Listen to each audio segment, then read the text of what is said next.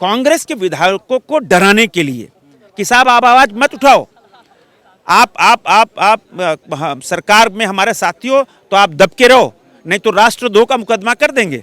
अब उस गठबंधन के साथी कांग्रेस है, कांग्रेस को डराने के लिए, उनके विधायकों को डराने के लिए ये सारा ये प्लांटेड स्टोरी एक बहुत बम्बैया फिल्म की स्टोरी बनाई गई।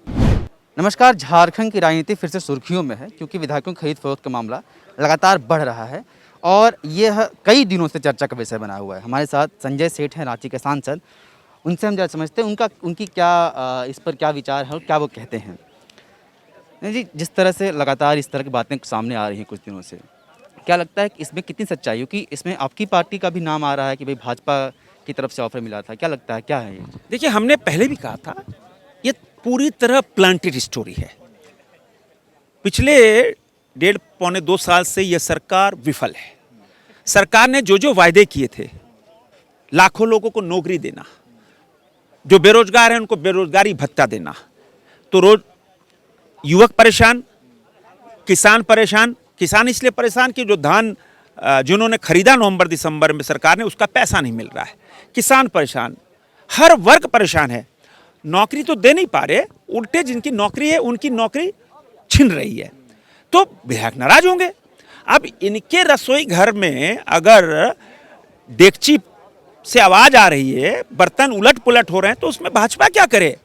यह पूरी तरह प्लांटेड है और यह अपने कांग्रेस के विधायकों को डराने के लिए कि साहब आप आवाज मत उठाओ, आप सरकार में हमारे साथी हो तो आप दब के रहो, नहीं तो राष्ट्रद्रोह का मुकदमा कर देंगे। अब उस गठबंधन के साथी कांग्रेस है, कांग्रेस को डराने के लिए, उनके विधायकों को डराने के लिए ये सारा ये प्लांटेड स्टोरी एक बहुत बम्बैया फिल्म की स्टोरी बनाई गई। आप देखो कि कांग्रेस के अंदर भी क्या स्थिति है।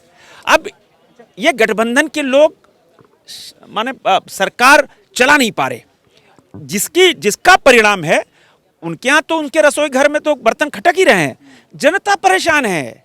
लगातार भाजपा की तरफ से बात 3-4 बार आ चुकी है। बेरमो उपचुनाव के दौरान, फिर इस बार जो उपचुनाव उसमें भी कहा गया कि भाई सरकार बदल देंगे। तो क्या हम क्या कहेंगे? सरकार नहीं बदलेंगे? अरे 5 साल बाद तो सरकार आती है जाती है।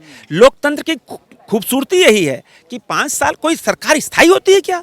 लोकतंत्र में एक सरकार आती है, दूसरी सरकार जाती है, तीसरी सरकार आती है। ये तो जनता के विवेक पर निर्णय होता है। तो हम तो यही कहेंगे नहीं 5 साल बाद हम अभी से हम प्रतिपक्ष में हैं, विपक्ष में हैं, हम गलत कामों के पे हम आवाज उठाते हैं कि आगे अब जब 2024 में चुनाव होंगे तो हम फिर सत्ता में आएंगे। अब प्रधानमंत्री साहब की मुलाकात हुई थी, ये तो कई चीज़ों पे बातचीत हुई होगी। क्या झारखंड में जो कुछ चल रही थी इस पे कोई बातचीत हुई? नहीं, इसमें क्या बात होगी? हमने प्रधानमंत्री जी से, ये तो दुनिया के सबसे शक्तिशाली नेता प्रधानमंत्री यशस्वी, जिन्होंने पूरे हिंदुस्तान की माने एक ऐसी लंबी रेखा खींची जिन्होंने तकदीर बदल दी हिंदुस्तान की, है ना। तो हम उनसे मिलने गए थे, उनसे हमने रांची के लिए एम्स मांगा कि रांची में एम्स हो जाए, और जब तक एम्स नहीं बने तब तक रिम्स को अपग्रेड कर दिया है। रिम्स में भी एम्स जैसी सुविधा हो जाए। हमने रांची के लिए, रांची नगर निगम की आबादी 36-37 लाख हो गई है और 2-3 साल में 40-45 लाख पहुंच जाएगी। आगे 3-4 साल में 50 लाख क्रॉस कर जाएगी। अभी ये जो हमारी सरकार ने रिंग रोड बनाई, वो रिंग रोड अब तो छोटी पड़ गई। ये तो अब इनर रिंग रोड, अब तो दूसरी रिंग रोड बनाने की आवश्यकता हुई, आउटर। उसीलिए हमने माननीय प्रधानमंत्री जी से यह निवेदन किया, रांची में मोनो रेल चले, वो अभी से होगा। तो ये हमने माननीय प्रधानमंत्री से आग्रह किया है कि ये सुविधा मिलनी चाहिए। प्रधानमंत्री जी हैं, 135 करोड़ उनका परिवार है, सबका साथ, सबका विकास, सबके विश्वास पे काम करते हैं। हम माननीय प्रधानमंत्री से मैंने यही आग्रह किया है। ये तो हमारे साथ संजय सेठ, रांची के सांसद, साफ तौर पे कहा कि झारखंड राजनीति में जो कुछ चल रहा है उस पर कोई बातचीत तो नहीं हुई, लेकिन झारखंड और रांची, खासकर रांची के विकास को लेकर इन्होंने प्रधानमंत्री से मुलाकात की। लेकिन भाजपा इस पूरे प्रकरण में जो कुछ झारखंड में चल रहा है, राजनीतिक जो दांव पे चल रहा है, इसमें कहीं इन्वॉल्व नहीं है। इनका कहना है कि सब कुछ जो है वो प्लांटेड है और एक साजिश के तहत किया जा रहा है ताकि कांग्रेस के विधायकों को डराया जा सके। आप देख रहे हैं द फॉलोअप, अपने सहयोगी आयुष के साथ में विवेक। नमस्कार। विवेकानंद विद्या मंदिर स्कूल एक CBSE affiliated English medium coed school है। हम शिक्षा के साथ संस्कार देते हैं। thefollowup.in. Like, share, and subscribe. www.thefollowup.in